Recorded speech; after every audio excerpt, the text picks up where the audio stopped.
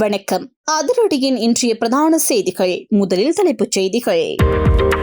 நாட்டை அதிர்ச்சியில் உறைய வைத்த வயல் கிணறு படுகொலை, சந்தேக நபர்களின் அதிர்ச்சி தரும் பின்புலம், விசாரணையில் வெளிவந்த உண்மை. நாட்டில் கடுமையாக சுட்டரிக்கும் சூரியன், வளிமண்டலவியல் திணைக்களத்திடமிருந்து வெளியான உடனடி எச்சரிக்கை, மக்களே அவதானம். எரிபொருள் பிரச்சனையால் நாட்டில் முடங்கும் முக்கிய துறை, மக்களுக்கு வந்துள்ள ஆபத்து. அரசாங்கம் மக்களை வைத்து லாபம் ஈட்டுகிறது, ஜனாதிபதி அனுரவுக்கு எதிராக திடீரென கொந்தளித்த விமல் வீரவம்ச, வெளியிடப்பட்ட கருத்துக்கள். பல்வேறு திசைகளில் தங்கியிருந்து மோசமான செயற்பாடுகளை செய்த வெளிநாட்டு நபர்கள் திடீரென சுற்றி வளைத்த போலீசார், விசாரணையில் வெளியான உண்மை. QR கோட் ஒன்றை தானே உருவாக்கி வசமாக சிக்கிய நபர், எரிபொருள் நிரப்பு நிலையத்திலேயே திடீரென சுற்றி வளைத்த போலீசார், நடந்தது என்ன? திடீரென வைத்தியசாலையில் அனுமதிக்கப்பட்ட உதிர்த்த ஞாயிறு தாக்குதலின் முக்கிய குற்றவாளி, உடலில் ஏற்பட்ட சிக்கல். இலங்கைக்கு ஈரானிடமிருந்து ஒன்றும் கிடைக்காது, அரசாங்கம் வெளியிட்ட முக்கிய காரணம். நாட்டை முன்னோக்கி கொண்டு செல்ல ஆஸ்திரேலியாவுடன் கலந்துரையாடிய அரசாங்கம், கலந்துரையாடப்பட்ட மேலும் பல விடயங்கள். காணாமல் போன நபர்கள் நிலத்தில் புதைக்கப்பட்டவாறு மீட்பு, பரவலாக பாயும் விசாரணை, நடந்த அதிர்ச்சி சம்பவம். தொடர்பான விரிவான செய்திகள். விரிவான செய்திகளுக்கு செல்ல முன்னர் இது போன்ற செய்திகளை உடனுக்குடன் அறிந்து கொள்ள எமது அதிரடி சேனலை சப்ஸ்கிரைப் செய்து கொள்ளுங்கள். மட்டக்களப்பு கொக்கட்டிச்சோலை நெல்லிக்காடு வயல் பகுதியில் பாலடைந்த கிணற்றிலிருந்து பெண் ஒருவர் மீட்கப்பட்ட சம்பவம் பெரும் பரபரப்பை ஏற்படுத்தியுள்ளது. இந்த சம்பவத்தை தொடர்புடைய விசாரணைகளை முன்னெடுத்து வரும் அதிகாரியை மேற்கோள் காட்டி சம்பவத்தில் தடுத்து வைக்கப்பட்ட உறவினர்கள் தொடர்பிலும் விசாரணைகள் ஆரம்பிக்கப்பட்டுள்ளதாக தகவல்கள் வெளியாகியுள்ளன. விசாரணை அதிகாரி தெரிவித்ததாவது, கைது செய்யப்பட்ட 3 சந்தேக நபர்களின் உறவினர்கள் குறித்து பல்வேறு சந்தேகங்கள் எழுந்துள்ளன. குறிப்பாக சில உறவினர்கள் எந்தவித பணிகளுக்கும் செல்லாமல் சொத்துக்களை கொள்வனவு செய்ததாக தெரிய வந்துள்ளது. இதற்காக அவர்கள் முச்சக்கர வண்டி மற்றும் வீடுகளை கொள்வனவு செய்ய முயற்சித்துள்ளனர் என்றும், இதற்கான பணம் எவ்வாறு கிடைத்தது மற்றும் சந்தேக நபர்களுடன் இவர்களின் தொடர்பு உள்ளதா என்பதையும் விசாரணை அதிகாரிகள் தற்போது ஆராய்ந்து வருகின்றனர். மேலும் முச்சக்கர வண்டி சாரதியான பிரதான சந்தேக நபர் நிதி கொடுக்கல் வாங்கல் உள்ளிட்ட மோசடிகளில் ஈடுபட்டுள்ளமை விசாரணைகளில் தெரிய வந்துள்ளது. இதனால் தடுத்து வைக்கப்பட்ட உறவினர்களும் பல சம்பவங்களுடன் தொடர்பு பெற்றிருக்கும் வாய்ப்பு இருக்கலாம் என்ற கோணத்தில் விசாரணைகள் தீவிரமாக நடைபெற்று வருகின்றன என்றும் அதிகாரி தெரிவித்துள்ளார். நாட்டில் மனித உடலுக்கு பாதிப்பை ஏற்படுத்தக்கூடிய வகையிலான கடும் வெப்பமான வானிலை எதிர்வரும் ஏப்ரல் மாதம் வரை நீடிக்கும் என்று வளிமண்டலவியல் திணைக்களம் எச்சரிக்கை விடுத்துள்ளது. இதுகுறித்து ஊடகங்களுக்கு கருத்து தெரிவித்த திணைக்கள பணிப்பாளர் மெரிஸ் மெண்டிஸ், சர்வதேச ரீதியில் சில ஆண்டுகளில் சராசரி வெப்பநிலை வழமையை விட 1 முதல் 1.5 டிகிரி செல்சியஸ் வரை அதிகரித்துள்ளதாக தெரிவித்துள்ளார். இதுவே தற்போதைய கடும் வெப்பநிலைக்கு முக்கிய காரணமாக இருக்கின்றது. மேலும் பசிபிக் பெருங்கடலில் உருவாகியுள்ள எல் நீனோ காலநிலை மாற்றத்தால் கடல் மேற்பரப்பு வெப்பநிலை மேலும் அதிகரித்து வருகிறது. இதன் விளைவாக எதிர்வரும் வாரங்களில் நாட்டில் வெப்பநிலை வழமையை விடவும் அதிகமாக காணப்படும் என்று கணிக்கப்பட்டுள்ளது. தற்போது நிலவும் வறட்சியான காலநிலையும் ஏப்ரல் மாதம் முழுவதும் நீடிக்கும் என்று எதிர்பார்க்கப்படுகின்றது. சப்ரகமுவ, வடமேல், மேல், வடமத்திய மற்றும் தென் மாகாணங்கள், வவுனியா மற்றும் மன்னார் மாவட்டங்கள் வெப்பநிலையால் கடுமையாக பாதிக்கப்பட வாய்ப்பு உள்ளதாகவும் வளிமண்டலவியல் திணைக்களம் தெரிவித்துள்ளது. அரசாங்கம் மேற்கொண்டுள்ள எரிபொருள் விலை உயர்வு மக்களை துன்புறுத்தும் வகையில் முன்னெடுக்கப்படும் ஒரு கருப்பு சந்தை சூதாட்டம் என தேசிய சுதந்திர முன்னணியின் தலைவர் மற்றும் முன்னாள் அமைச்சர் விமல் வீரவன்ச குற்றம் சாட்டியுள்ளார். இது தொடர்பாக ஊடகங்களுக்கு கருத்து தெரிவித்த அவர், அரசாங்கம் குறைந்த விலையில் கொள்வனவு செய்யப்பட்ட எரிபொருள் கையிருப்புகளை தேக்கி வைத்து தற்போது உயர்ந்த விலையின் கீழ் அதனை விற்பனை செய்து பெரும் லாபம் ஈட்டுகின்றது என தெரிவித்துள்ளார். இது திட்டமிட்டு செய்யப்பட்ட ஒரு கொள்ளை நடவடிக்கை எனவும் அவர் குற்றம் சாட்டியுள்ளார். மேலும் கடந்த சனிக்கிழமை பெட்ரோலிய கூட்டுத்தாபனத்தை மூடி வைத்ததன் நோக்கம் குறைந்த விலையிலான எரிபொருள் விநியோகத்தை தடுக்கவே எனவும் அவர் கூறினார். அந்த பழைய கையிருப்புகளை வைத்துக் கொண்டே ஞாயிற்றுக்கிழமை அதிகாலையில் விலையை உயர்த்தியுள்ளதாகவும், இது நுகர்வோரை வஞ்சிக்கும் செயலாகும் எனவும் அவர் தெரிவித்துள்ளார். இதற்கிடையில் கடந்த காலங்களில் தற்போதைய ஜனாதிபதி அனுரகுமார் திசாநாயக்க மேடைகளில் தெரிவித்த கருத்துக்களுக்கும் இன்றைய செயல்பாடுகளுக்கும் எந்த தொடர்பும் இல்லை எனவும் விமல் வீரவன்ச குறிப்பிட்டார். இன்று அவர் ஒரு கருப்பு சந்தை வர்த்தகத்தை போல செயல்படுகின்றார் எனவும் அவர் விமர்சித்துள்ளார். மேலும் ஒரே மாட்டை 2 முறை தோல் உரிப்பது போல மக்கள் மீது இருமுறை சுமை ஏற்படுத்துகின்றதாகவும் அவர் தெரிவித்துள்ளார். தேர்தல் வாக்குறுதிகள் நிறைவேற்றப்படாமல் மக்கள் பாதிக்கப்படுகின்ற சூழ்நிலையை ஒருபோதும் ஏற்றுக்கொள்ள முடியாது எனவும் விமல் வீரவன்ச வலியுறுத்தியுள்ளார். மத்திய கிழக்கில் நிலவி வரும் பதற்றமான சூழ்நிலை காரணமாக உலகளாவிய கப்பல் போக்குவரத்து கடுமையாக பாதிக்கப்பட்டுள்ளதாக தகவல்கள் தெரிவிக்கின்றன.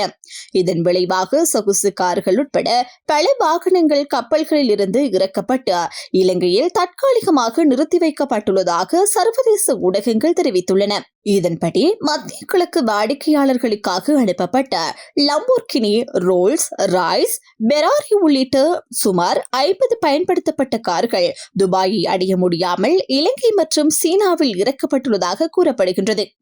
மேலும் 500க்கும் மேற்பட்ட பயன்படுத்தப்பட்ட கார்கள் ஏற்றி சென்ற மற்றொரு சரக்கு கப்பலும் துபாயை அடைய முடியாத காரணத்தால் அதிலிருந்த வாகனங்கள் ஹம்பாந்தோட்டை துறைமுகத்தில் தரையிறக்கப்பட்டுள்ளதாக தகவல்கள் தெரிவிக்கின்றன. இந்த நிலையில் ஹார்மோஸ் நீரிணை அருகே ஏற்பட்ட பதற்றம் மற்றும் அதனை சுற்றியுள்ள கடல் பாதைகள் மூடப்பட்டுள்ளதன் காரணமாக கப்பல் போக்குவரத்து சீர்குலைந்துள்ளதாக ஜப்பான் மற்றும் தென்கொரியாவை சேர்ந்த ஏற்றுமதியாளர்கள் தெரிவித்துள்ளனர். இதன் காரணமாக சரக்குகள் திசை மாற்றப்படுவதுடன் சேமிப்பு செலவுகளும் அதிகரித்து காலதாமதமும் ஏற்பட்டு வருவதாக அவர்கள் குறிப்பிட்டுள்ளனர். மத்திய கிழக்கு நாடுகள் ஜப்பான் மற்றும் தென்கொரியாவில் இருந்து பயன்படுத்தப்பட்ட கார்கள் வாங்கும் முக்கிய சந்தையாக உள்ளன என்பதும் குறிப்பிடத்தக்கது.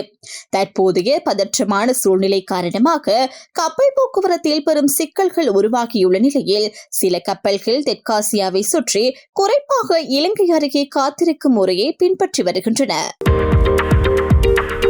இணையம் வழியாக மோசடி பண பரிவர்த்தனைகளில் ஈடுபட்டதாக சந்தேகிக்கப்படும் சீன மற்றும் வியட்நாம் நாட்டினரை உள்ளடக்கிய குழு ஒன்று கைது செய்யப்பட்டுள்ளது.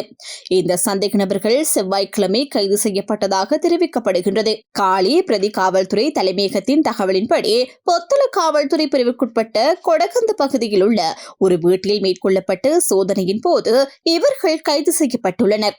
இந்த நடவடிக்கையின் போது சந்தேக நபர்களிடமிருந்து ஒரு கணினி, ஒரு மடிக்கணினி மற்றும் 84 கைபேசிகள் காவல்துறையினரால் பறிமுதல் செய்யப்பட்டுள்ளன.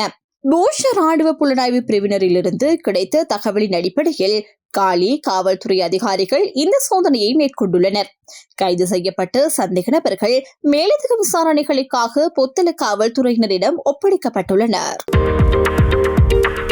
நெட்டம்புவ பகுதியில் ஒரு பெண்ணின் காருக்கான எரிபொருள் QR குறியீட்டை தவறாக பயன்படுத்தி புதிய QR குறியீட்டை உருவாக்கி எரிபொருள் பெற்ற நபரை குற்றப்புலனாய்வுத்துறை கைது செய்துள்ளது. காரின் தரவுகளை பயன்படுத்தி சட்டவிரோதமாக புதிய QR குறியீட்டை உருவாக்கி அதன் மூலம் எரிபொருள் பெற்றுள்ளதாக ஆரம்ப விசாரணைகளில் தெரிய வந்துள்ளது. 1919 என்ற இலக்கத்திற்கு கிடைத்த தகவலின் அடிப்படையில் டிஜிட்டல் பொருளாதார அமைச்சு குற்றப்புலனாய்வுத்துறைக்கு புகார் அளித்திருந்தது. இதையடுத்து குற்றப்புலனாய்வுத்துறையின் கீழ் செயற்படும் கணினி குற்றப்புலனாய்வு பிரிவின் இணைய கண்காணிப்பு அணி சந்தேக நபர் தொடர்பில் விசாரணைகளை மேற்கொண்டது. இந்த விசாரணைகளின் அடிப்படையில் சந்தேக நபர் பிள்ளையந்தல பகுதியை சேர்ந்தவர் என அதிகாரிகள் தெரிவித்துள்ளனர். இதனிடையே இந்த சட்டவிரோத QR குறியீட்டின் மூலம் எரிபொருள் வழங்கியவர்களையும் அடையாளம் காணும் பணிகள் மேற்கொள்ளப்பட்டு வருகின்றன. அவர்கள் மீதும் தற்போது விசாரணைகள் முன்னெடுக்கப்பட்டு வருகின்றன என்று தெரிவிக்கப்பட்டுள்ளது. மேலும் QR குறியீட்டு முறையை மீறி செயல்படுபவர்களை கண்டறிய சிறப்பு கண்காணிப்பு மற்றும் விசாரணைகள் தொடர்ச்சியாக மேற்கொள்ளப்பட்டு வருவதாக குற்றப்புலனாய்வுத்துறை தெரிவித்துள்ளது. தற்போது தடுத்து வைக்கப்பட்டுள்ள முன்னாள் அரசு புலனாய்வு துறையின் தலைவர் சுரேஷ் சாலே திடீர் உடல்நலக்குறைவு காரணமாக கொழும்பு தேசிய மருத்துவமனையில் அனுமதிக்கப்பட்டுள்ளார். சுரேஷ் சாலே குற்றப்புலனாய்வு திணைக்களத்தின் காவலில் வைக்கப்பட்டு விசாரணைக்கு உட்படுத்தப்பட்டு வருகின்றார். இந்நிலையில் அவரது உடல்நிலையை பரிசோதிப்பதற்காக குடும்ப உறுப்பினர்கள் முன்னதாக அனுமதி கோரியிருந்த போதிலும் அது வழங்கப்படவில்லை என தெரிவிக்கப்படுகின்றது. பின்னர் அவரது உடல்நிலை தொடர்பான தகவல்கள் வெளியானதை தொடர்ந்து அவர் நீதிபதியால் பரிசோதிக்கப்பட்டார். அதன் பின்னர் அவர் ஒரு மருத்துவரிடம் அனுமதிக்கப்பட்டதாகவும் மருத்துவர்களின் ஆலோசனையின் பேரில் கொழும்பு தேசிய மருத்துவமனையில் அனுமதிக்கப்பட்டதாகவும் தகவல்கள் தெரிவிக்கின்றன. இலங்கையிடம் தேவையான கப்பல்கள் இல்லாத காரணத்தினால் ஈரானிடமிருந்து எண்ணெய் மற்றும் பிற வசதிகளை பெறுவது தற்போது சாத்தியமில்லை என்று அமைச்சர் நலிந்த ஜெயதிச தெரிவித்துள்ளார். அமைச்சரவை முடிவுகளை அறிவிக்கும் நேற்றைய ஊடக சந்திப்பின் போது அமைச்சர் இதனை குறிப்பிட்டார். எனினும் இலங்கைக்கு எண்ணெய் மற்றும் பிற அத்தியாவசிய பொருட்களை வழங்குவதற்கான ஈரானின் முன்மொழிவை அமைச்சர் வரவேற்றுள்ளார். இதன்போது அவர் கூறியதாவது, கப்பல்கள் உள்ள நாடுகள் இத்தகைய வசதிகளை பயன்படுத்த முடியும், ஆனால் எங்களிடம் கப்பல்கள் இல்லை. ஈரானிலிருந்து எரிபொருளை இறக்குமதி செய்யும் திறனும் எங்களிடம் இல்லை.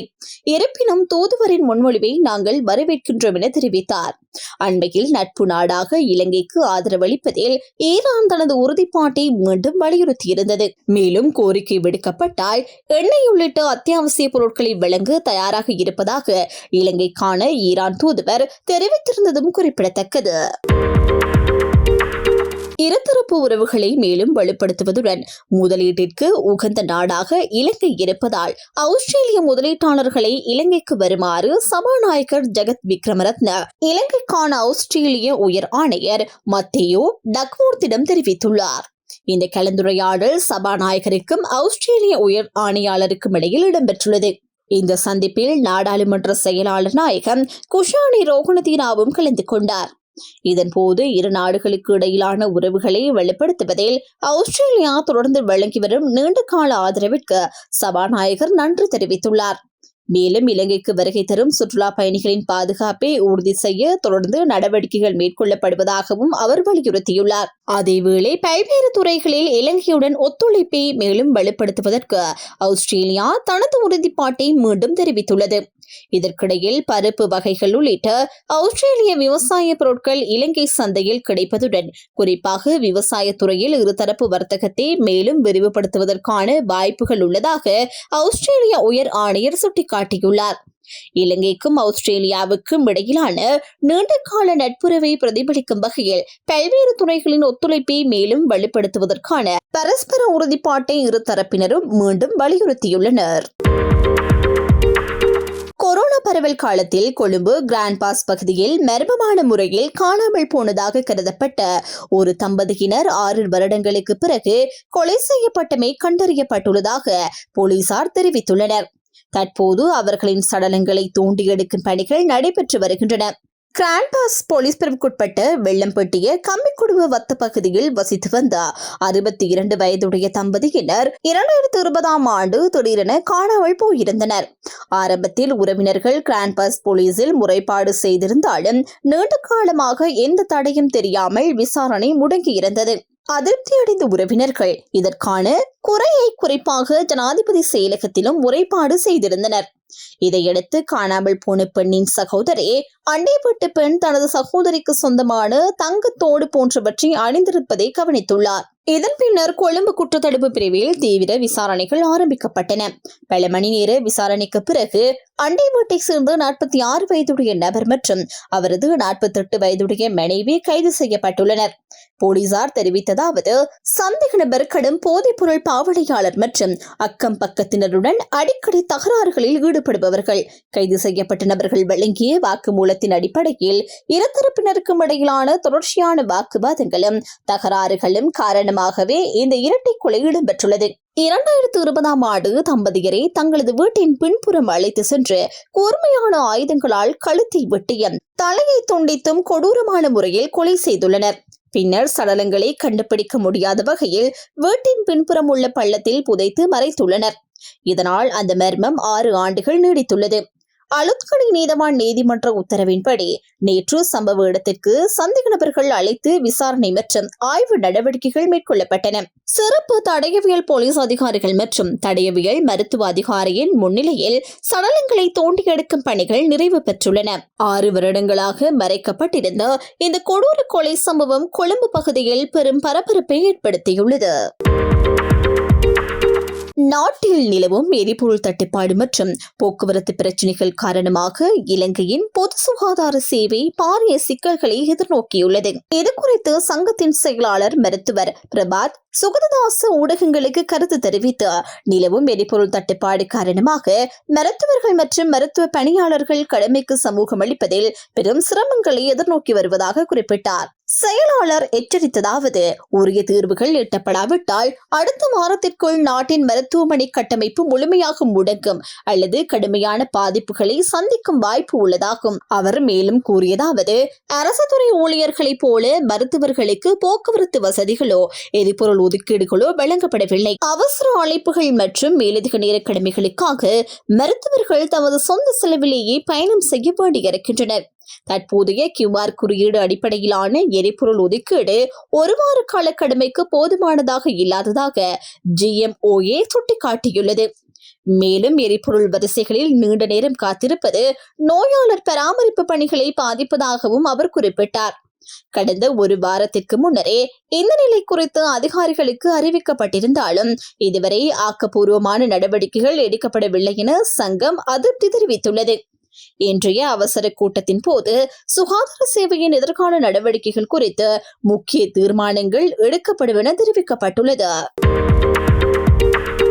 மேகசிவ பள்ளியக்கூடாவில் அமைந்துள்ள ஒரு தனியார் காணியில் பச்சிளம் குழந்தையின் சடலம் கண்டெடுக்கப்பட்ட சம்பவம் அதிர்ச்சியை ஏற்படுத்தியுள்ளது. மேகசிவ போலீஸ் நிலையத்திற்கு கிடைத்த ரகசிய தகவலின் அடிப்படையில் சம்பவ இடத்திற்கு விரைந்த போலீசார் பெண் சிசு ஒன்றின் சடலத்தை கண்டெடுத்தனர். முதற்கட்ட விசாரணைகளின்படி அச்சடலம் கண்டெடுக்கப்படுவதற்கு சுமார் 2 நாட்களுக்கு முன்னரே அக்குழந்தை உயிரிழந்திருக்க கூடும் என தெரிய வந்துள்ளது. சம்பவ இடத்திலேயே நீதவான் விசாரணை ஒன்று நடத்தப்பட்டதாக போலீசார் தெரிவித்தனர். விசாரணையை தொடர்ந்து குழந்தையின் மரணத்திற்கான துல்லியமான காரணத்தை கண்டறிவதற்காக சடலத்தின் மீது பிரேத பரிசோதனை நடத்தப்பட உள்ளது. குழந்தையின் பெற்றோரை அடையாளம் காண்பதற்கும் குழந்தை கைவிடப்பட்டமைக்கான காரணங்களை வெளிக்கொணர்வதற்கும் மேகஸ்வேவ போலீசார் மேலதிக விசாரணைகளை மேற்கொண்டு வருகின்றனர். இத்துடன் அதிரடியின் இன்றைய பிரதான செய்திகள் நிறைவடைகின்றன. எமது செய்தி தொடர்பான உங்களுடைய கருத்துக்களை மறக்காமல் கமெண்டில் பதிவிடுங்கள்.